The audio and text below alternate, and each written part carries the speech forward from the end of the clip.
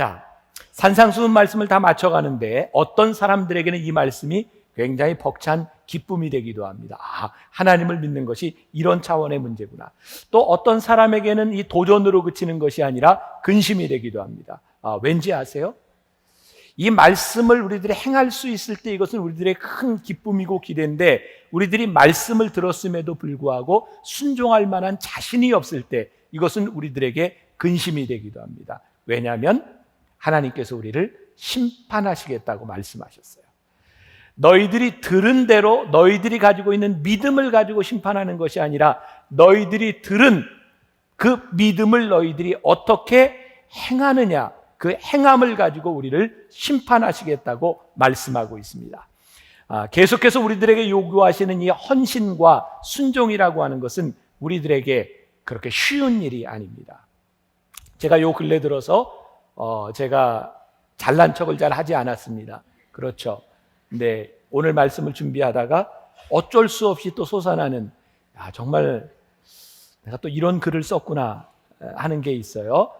제가 얼마 전에 이 페이스북에 이 순종에 관련된 글을 쓴 적이 있는데 여러분들과 한번 나누었으면 좋겠어요. 2부 예배 때는 제가 이 글을 나누었는데 여러분들 반응이 너무 안 좋아서 제가 상처를 받았기 때문에 자, 좋은 글을 듣고 여러분들이 반응을 보이셔야 되겠죠? 네, 좋은 글을 듣고도 반응을 안 보이는 건 여러분들이 정서적으로 큰 문제가 있다는 얘기죠. 네, 제가 이것이 순종이다 라는 글로 어느 날 아침에 새벽 집회를 갔다 와서 묵상하며 글을 썼습니다. 순종은 연습이다. 우리가 흔히 꿈꾸는 것이 있죠. 위대한 일에 멋진 순종을 하는 것. 하지만 순종이 연습되지 않는 사람에게는 그런 일은 절대 일어나지 않습니다.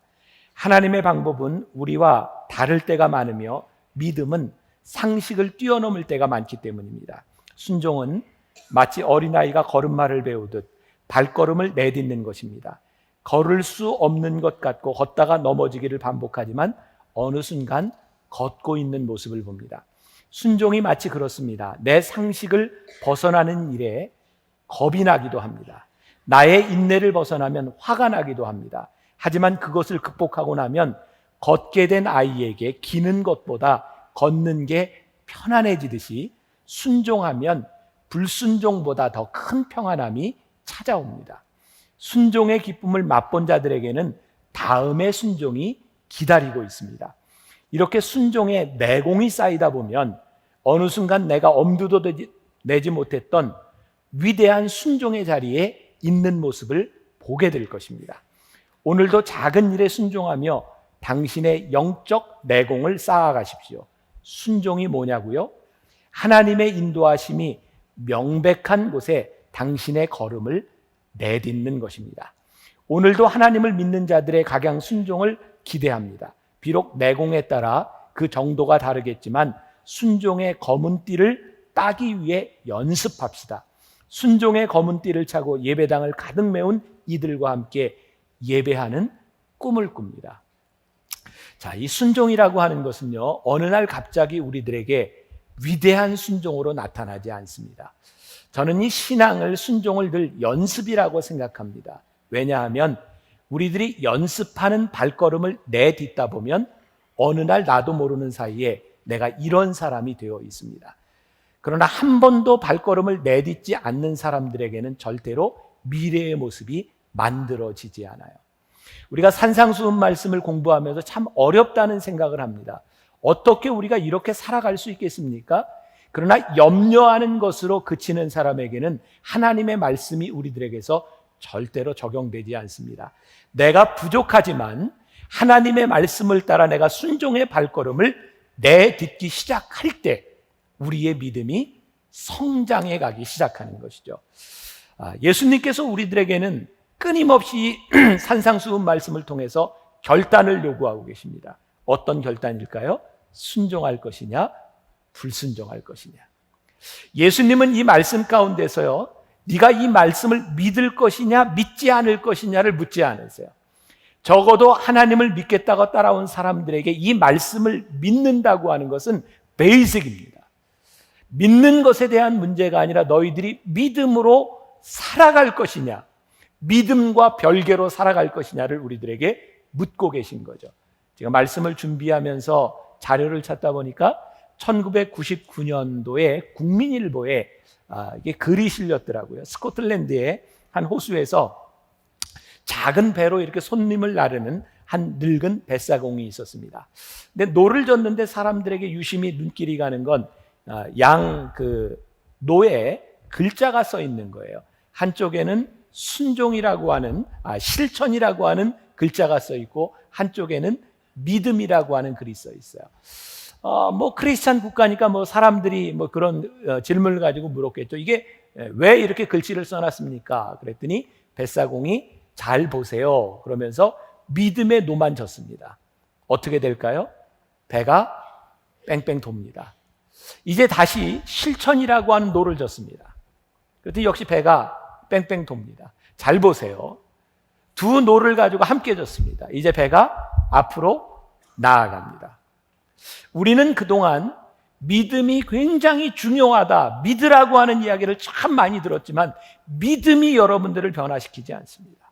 제 말이 조금 이상하죠? 믿음이 여러분들을 변화시키는 것이 아니라 여러분들이 믿는 믿음이 삶으로 드러날 때 여러분들의 삶에 변화가 일어납니다. 여러분, 실천이 뭡니까? 선행 아닙니까? 선행이 여러분들의 인생을 바꿔주지 않습니다. 선행은 누구나 할 수 있는 일입니다. 그런데 그 선행이 어떻게 일어나느냐, 선행의 동기에 대한 부분입니다.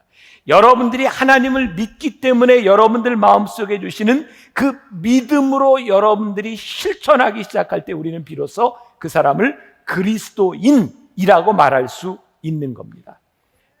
기독교인의 삶은요, 믿음 없는 행위와 행위 없는 믿음, 그 제자리에서 도는 것이 아니라 믿음과 실천이 일어나는 것, 이것이 크리스찬의 삶입니다. 제가 19주를 오는 동안 여러분들에게 끊임없이 이야기했고, 제가 이 산상수훈을 통해서 정말 뼈저리게 깨닫게 된 것이 뭐냐면, 우리 주님께서 우리들에게 계속해서 하셨던 말씀은 믿음 있는 자들의 실천이 없음에 대하여 꾸짖고 계시다는 부분이었어요. 자, 오늘 본문 22절과 23절에 위장된 순종에 대한 말씀이 나오고 있습니다. 같이 한번 봉독해 볼까요? 시작. 그날에 많은 사람이 나더러 이르되 주여 주여 우리가 주의 이름으로 선지자 노릇하며 주의 이름으로 귀신을 쫓아내며 주의 이름으로 많은 권능을 행하지 아니하였나이까 하리니 그때 내가 그들에게 밝히 말하되 내가 너희를 도무지 알지 못하니 불법을 행하는 자들아 내게서 떠나가라 하리라. 굉장히 무서운 말씀이죠. 여러분들이 오늘 예배를 드리면서 주님의 이름을 찬양했잖아요. 그리고 교회에서 일어나고 있는 수없이 많은 일들, 선행들이 예수의 이름으로 하잖아요. 우리가 4년 전에 월드 휴먼 브릿지를 만들었던 것도 이것이 교회의 사명이라고 생각하고 우리들이 만들었는데, 우리가 그렇게 교회의 일을 주님의 이름으로 열심히 행하고, 또 어떤 교회에서는 기도해서 병자를 낫게 하고 온갖 권능이 일어나고 있는데, 우리 주님께서 야, 내가 너희를 도무지 알지 못한다 라고 말씀하실 수 있다는 거예요. 이게 얼마나 무서운 말씀입니까? 이 제자입니까? 라고 하는 책을 쓴 후안 카를로스 오르테지 목사님이 굉장히 이렇게 도전적인 그런 이야기를 했어요. 아르헨티나에서 사역을 할 때 교회가 막 부흥할 때 기자가 와서 이렇게 물었다 그러죠. 목사님, 교회가 부흥돼서 참 좋겠습니다. 그때 후안 카를로스 오르테지 목사님이 이렇게 대답합니다. 우리 교회 옆에 공동묘지가 하나 있습니다. 평균 하루에 3구씩 시체가 들어옵니다. 1년이면 1000구의 시체가 들어옵니다. 그런데 아무도 저 공동묘지를 보면서 부흥했네? 라고 말하지 않습니다. 1000구의 시체가 들어온다고 공동묘지가 부흥하는 것은 아닙니다. 누군가 우리 교회를 보면서 야, 만나교회는 성도들이 참 많아서 좋겠네? 부흥했네? 그러나 오늘 여기에 들어와 있는 크리스찬들이 제자가 아니고 하나님의 말씀대로 살아가는 사람이 아니라면 이것은 절대로 부흥이 아닙니다. 단지 사람이 늘어났을 뿐이고 목회자들에게는 돌봐야 될 사람들의 숫자가 늘어났을 뿐입니다.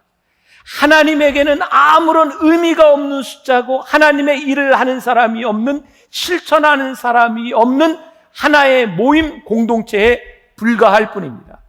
오늘 말씀이 우리들에게 주시는 도전이 뭡니까? 우리가 평생을 예수를 믿는다고 했고 우리가 예수 이름으로 나아갔고 저도 오늘 말씀을 가지고 설교를 하고 있는데 많은 사람들이 봉사를 하고 있는데 심지어는 우리 교회 안에서도 기도하며 우리 BTD를 통해서 병자들이 낫고 귀신이 쫓아나가기도 했는데 마지막에 예수님께서 내가 너희들이 한 일을 도대체 알지 못하겠다라고 말씀하신다면 이거 어떡하겠냐는 이야기입니다. 무서운 말씀입니다. 오늘 말씀에 보니까 여기서 주님을 찾는 자들이 굉장히 열광적이었던 사람인 것 같아요. 주여 이랬던 사람이 아니고 여기 보니까 어떻게? 주여 주여 그랬어요. 오 주여 주여 막 열광적이에요. 아무도 모르는 데서 그냥 혼자 했던 것이 아니라 사람들이 다 알아볼 수 있도록 믿음을 고백했던 그런 사람들이었어요. 그들이 선지자 노릇을 했어요. 내가 주님의 이름으로 나아갑니다라고 이야기를 했어요. 마태복음 24장 24절 말씀 보세요. 무서운 말씀이에요. 같이 봉독해 봅니다.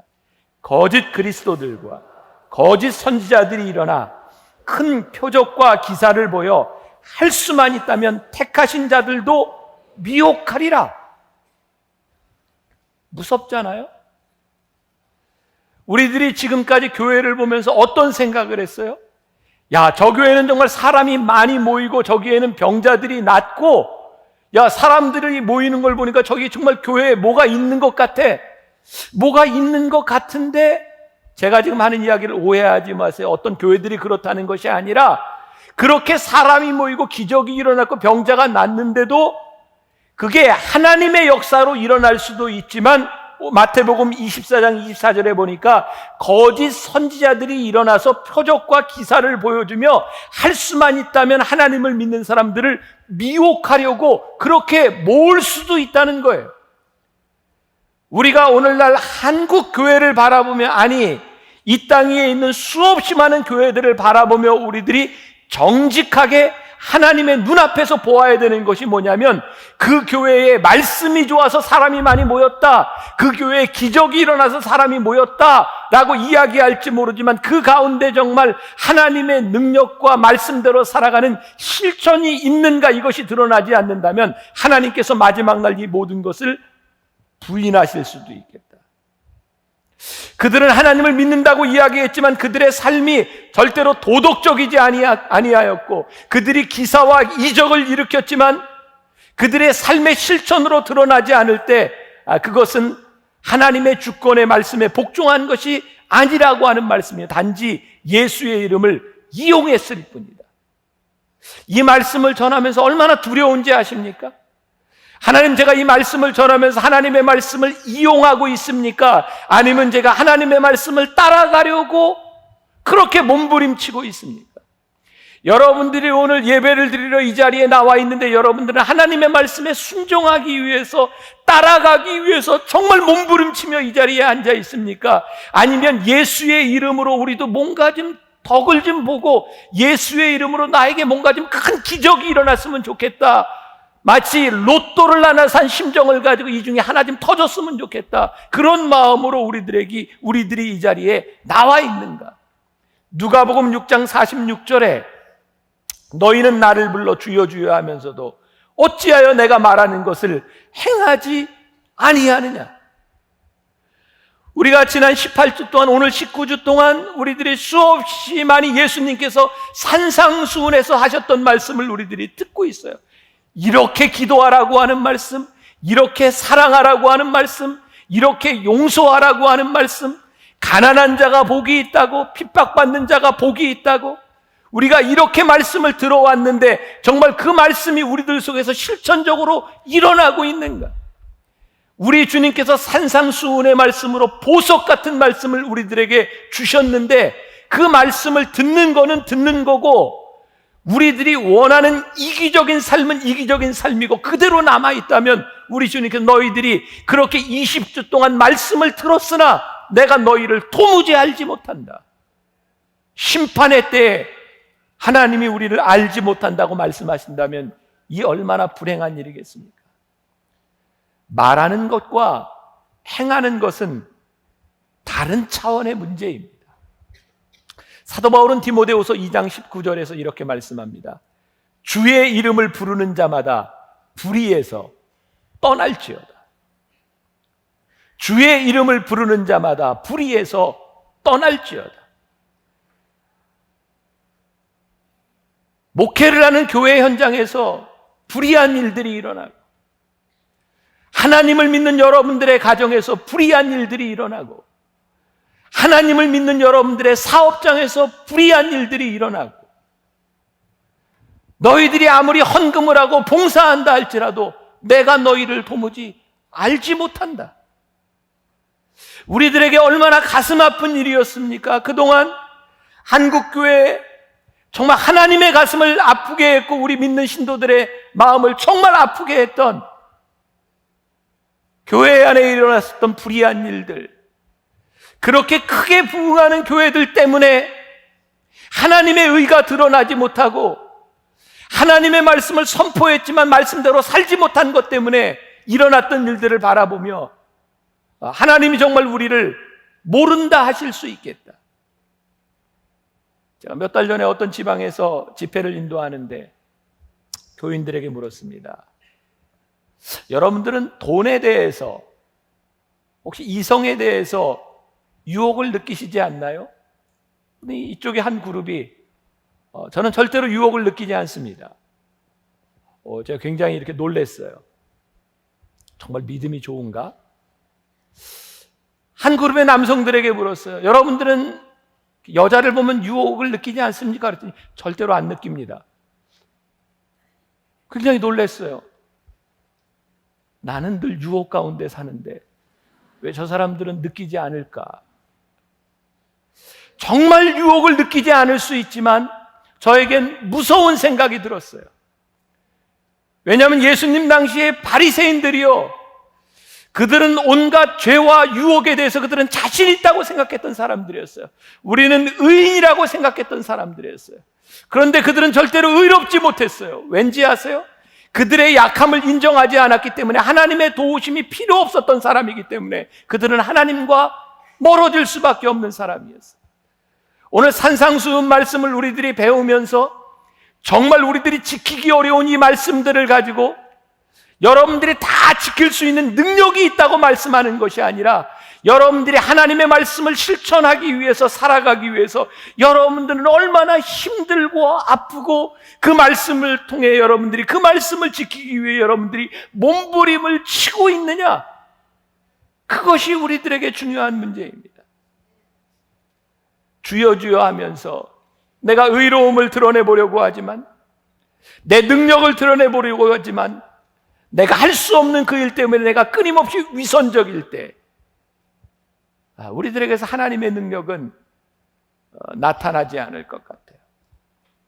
전 우리 만나교회와 저와 여러분들을 생각하며 우리가 무엇을 이루었고 이루은 것을 자랑하는 것보다 더 중요한 것이 있는데, 내가 드러나지 않고 내가 무엇을 이루지 못했어도 하나님의 말씀대로 살아가기 위해서 여기 정말 애쓰는 무리들이 있을 때 하나님의 역사가 이루어지지 않을까. 제가 월드 휴먼 브릿지 만나교회에서 4년 전에 NGO 단체를 시작하면서 하나님이 저에게 주셨던 정말 중요한 꿈이 있었어요. 저는 제 꿈이 아니라 하나님의 꿈이라고 생각하거든요. 그게 뭐였냐면, 앞으로 한국교회에 만나교회가 일을 하는데 만나교회의 헌금과 만나교회 교인들이 일을 한다 할지라도 교회와 교인이 드러나는 것이 아니라 하나님이 드러나도록 했으면 좋겠다. 처음에 굉장히 힘들었어요. 저희 교회에서 절기헌금을 할 때마다 매년 몇 억씩 그것들을 내놓고 어려운 데 내어놓고 그냥 쓰도록 할 때 왜 만나교회 이름이 드러나지 않는가? 근데 제 마음속에 하나님이 계속 주셨던 도전이 뭔지 아세요? 만나교회 이름이 드러나지 않아야 하나님이 영광을 받으신다. 교회 이름이 드러나는 순간 하나님의 영광이 가려질 수 있다는 게 참 무섭지 않아요? 우리가 주여 주여 하는 것이 중요한 것이 아니라 정말 주님의 일을 우리들이 하고 있는가? 우리들이 하나님 앞에 정말 진지하게 물어야 될 물음입니다. 오늘 말씀 전반부가 말하는 것과 행하는 것이 다르다고 했다면 후반부에는 듣는 것과 행하는 것도 다르다고 하는 것을 말씀합니다. 오늘 본문 24절에 그러므로 누구든지 나의 이 말을 듣고 행하는 자는 그 집을 반석 위에 지은 지혜로운 자 같으니, 26절에 나의 이 말을 듣고 행하지 아니하는 자는 그 집을 모래 위에 지은 어리석은 사람 같으니, 말을 듣고 행하는 자가 있고 말을 듣고 행하지 않는 자가 있어요. 여러분, 이게 평소에는 드러나지 않습니다. 오늘 여러분들이 똑같이 하나님의 말씀을 듣습니다. 지금 조는 사람 말고 깨어있는 사람들은 똑같이 듣습니다. 조는 사람들은 이 범주에서도 빼요. 똑같이 듣는데요, 여러분들 중에 말씀을 듣고 행하는 자가 있고 말씀을 듣고 행하지 않는 자가 있답니다. 그런데 이게 마치 무엇과 같으냐?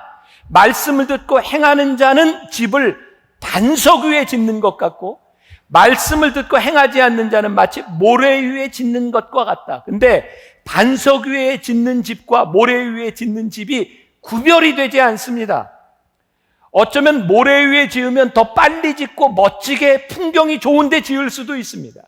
반석 위에 짓기 위해서는 반석을 파내야 되고 기초를 해야 되는 정말 어려운 작업을 해야 될지 모릅니다. 어쩌면 모래 위에 짓는 자가 더 드러날지 모릅니다.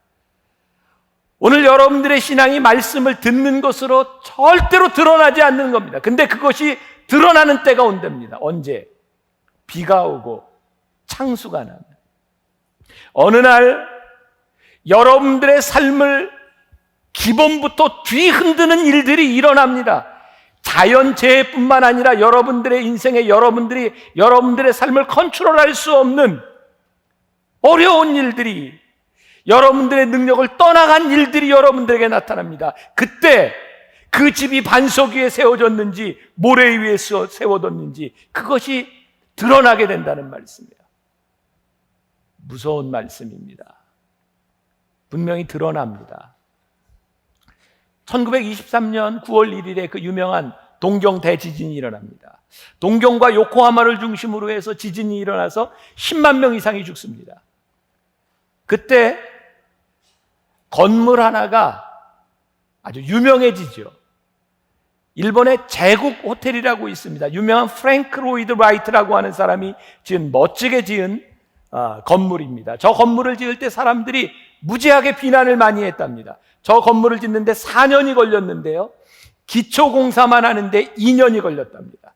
사람들이 왜 건물을 저렇게 짓느냐라고 이야기를 했는데 1923년 지진이 났을 때 10만 명 이상이 죽었는데요, 저 건물이 지진 한가운데 저 건물이 한 사람도 다친 사람이 없이 딱 유리창 5장만 깨졌답니다.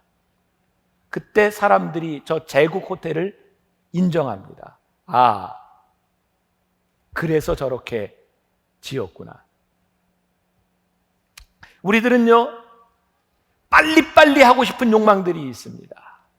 요즘 드러나는 학력 위조, 학위 위조, 경력 위조, 이런 일들이 왜 일어납니까? 내가 빨리 그 경력과 학력을 가지고 내 이 일을 하고 싶다는 거죠. 그런데 내가 그 일을 할 수 있을 것 같을지 모르지만 중요한 순간이 와서 그 경력이 필요한 순간에 여지없이 무너져 내리는 것입니다. 여러분, 우리들이 하나님을 믿으면서요, 우리들에게 정말 큰 축복이 뭔지 아세요? 여러분들의 삶이 정말 잘 다져지지 아니하면, 여러분들이 말씀 위에 기초를 세우고 그것을 행하는 자가 되지 아니하면 여러분들 한순간에 여러분들의 신앙과 여러분들의 삶이 훅 가버립니다. 정말 무섭게 넘어져 버립니다. 모세가 40년 동안 양치기 생활을 하죠. 다윗이 사울에게 쫓겨서 광야에서 수년 동안 어려운 시간을 지나가죠. 요셉이 애굽에 팔려가서 13년 동안 고난을 당하고 옥에 갇혀 있죠. 도대체 이 사람들이 믿음으로 살아가는데 도대체 믿음으로 꽃이 피는 게 보이지 않는 겁니다.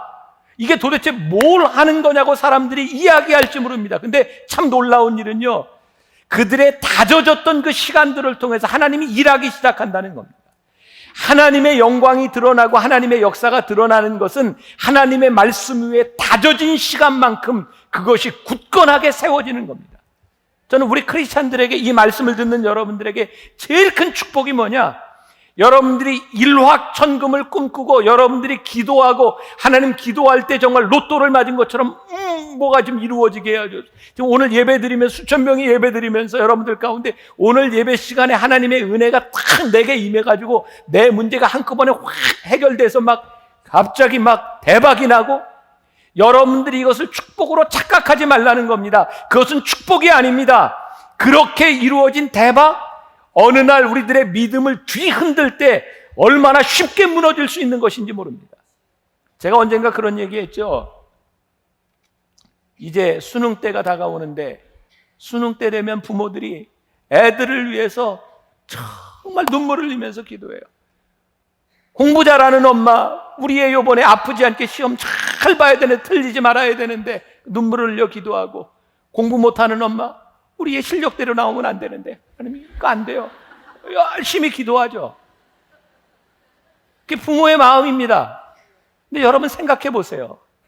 그게 정말 부모의 마음이기는 한데 여러분들의 기도가 정말 옳은 것인가? 이 성경의 제일 큰 축복이 뭐냐면 뿌린 대로 거두는 것이 축복입니다.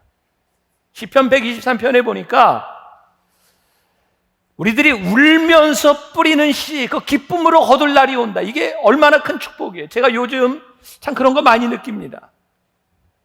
저도 아이들에 대해서, 아이를 키우는 부모니까 우리 애들이 잘 됐으면 좋겠죠. 아이들이 가지고 있는 능력보다 더 잘 됐으면 좋겠죠.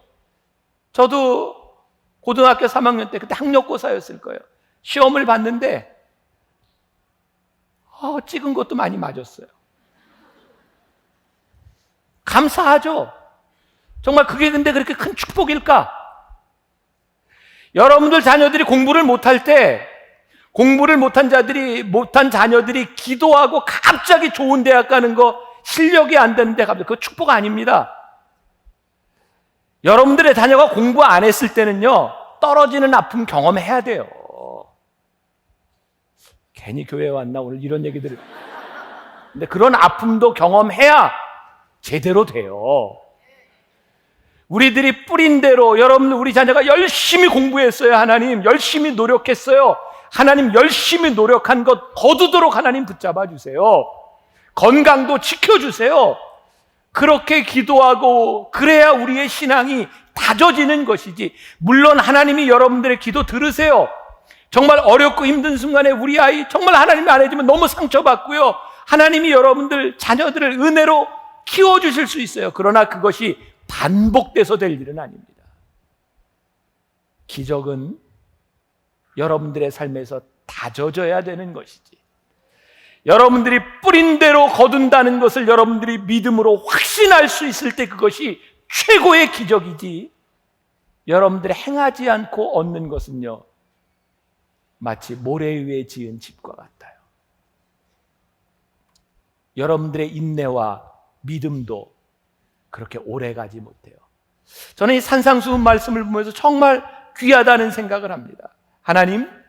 하나님과의 관계 속에서 우리들이 믿음의 주춧돌을 제대로 놓을 수 있는 것, 이것이 얼마나 큰 축복이고, 우리들이 하나님을 믿기 때문에 믿음의 주춧돌을 강하게 놓을 수 있을 때 그것이 어떤 어려움이 와도 흔들리지 않지 않겠습니까? 이스라엘 백성들이 출애굽할 때 마지막 재앙이 뭐였어요? 문설주에 양의 피를 바르라. 그걸 바르라고 했지만 어떤 일이 일어날지 그들은 경험하지 못했습니다. 이스라엘 백성들이 문설주에 피를 바르고 그날 죽음의 사자가 패스오버합니다. 그게 6월절입니다. 그들에게 믿음이 없었다면 문설주에 피를 발랐을까요? 그들은 믿음을 가지고 피를 바릅니다. 그리고 그들이 믿음으로 피를 발랐을 때 그 다음에 그 피를 넘어가는 역사가 일어나는 겁니다. 여러분, 우리들이 반석 위에 집을 짓는다고 하는 것이 무엇인지 압니까? 여러분들이 믿음이 있기 때문에 하나님의 말씀대로 살아가는 겁니다. 좌우로 흔들리지 아니하고 진리를 벗어나지 아니하고 하나님의 말씀 가운데 우리의 뿌리를 두고 우리들이 믿음이 있기 때문에 그 길을 뚜벅뚜벅 걸어가는 겁니다. 왜? 하나님의 날 그것이 증명될 것이기 때문입니다. 1000번은 흔들려야 어른이 된다. 그 김난도 교수가 쓴 책에 보면 그가 중국의 청도에 갔을 때 보았던 모죽이라고 하는 대나무에 대한 이야기가 나옵니다. 모죽이라고 하는 대나무는 이렇게 심어놓고 5년이 지날 때까지 싹이 이렇게 많이 자라지 않는, 싹 정도만 나고 5년 동안 자라지 않는데요. 놀라운 일은요, 5년이 지나고 난 다음에 급속도로 자라기 시작하는데 1시간에 몇 센치씩, 그리고 이 모죽, 이 대나무가 25m까지 자라난답니다. 이 모죽은요 5년 동안 자라지 않은 게 아닙니다. 5년 동안 뿌리를 내리고 있다가 5년이 지나면서부터 위로 자라는 겁니다. 여러분들이 반석 위에 우리들이 집을 짓는다고 하는 거지 뭐, 여러분들이 하나님의 말씀대로 살아가는 것이 지금 이 세상 가운데서 드러나지 않을 수 있습니다. 사람들이 이해하지 못할 수 있습니다. 그러나 우리가 하나님을 믿는 믿음이 분명하다면요, 우리들이 믿음으로 반석 위에 집을 짓는 겁니다. 하나님의 말씀대로 살아가는 겁니다. 그리고 하나님의 때가 되면 하나님께서 싹이 나고 자라게 하실 것을 우리들이 믿는 것이 믿음입니다. 그 책에 보면 그런 얘기가 나요. 우리 하지 있죠. 하지가 아마 제일 해가 가운데 높이 뜰 때 6월 21일경 전후하죠. 하지, 태양이 가장 위에서 뜨겁게 내리뛰는 때, 그때가 여름에 제일 더운 때인가요? 더운 건 실제 8월을 넘어가야 됩니다. 햇볕이 위에 가장 쨍쨍하게 내려지기 때문에 더운 것이 아니고, 쨍쨍하게 내려졌던 햇빛이 뜨겁게 대지를 달구고 나서야 가장 뜨거운 날이 옵니다. 참, 믿음이요, 여러분들 지금 하는 일 가운데서 여러분들이 그렇게 쉽게 드러나는 일들이 아니라, 모래 위에 집을 짓고 이제 완성됐다고 자랑하는 것이 아니라, 여러분들이 반석 위에 집을 짓는 일, 하나님의 말씀을 따라 순종하며 가는 일, 그것이 믿음이에요. 오늘 제가 여러분들에게 어떤 구체적인 얘기도 하지 못했습니다. 오늘 말씀은 지금까지 여러분들이 들었던 말씀에 대한 결론입니다. 여러분들이 지금까지 세세하게 종목 우리가 어떻게 기도해야 되는지, 어떻게 도와야 되는지, 어떻게 살아야 되는지 많은 말씀을 들었습니다.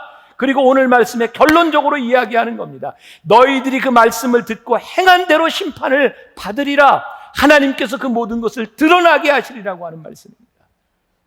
그럼 오늘 이 말씀을 잊지 마세요. 여러분들 가운데 잊어버린 분이 있다면 앞부분으로 돌아가서 다시 한번 들으세요. 그리고 하나님의 말씀을 5장부터 7장까지 다시 한번 묵상하세요. 제가 제일 여러분들에게 마음 아픈 게 뭔지 아세요?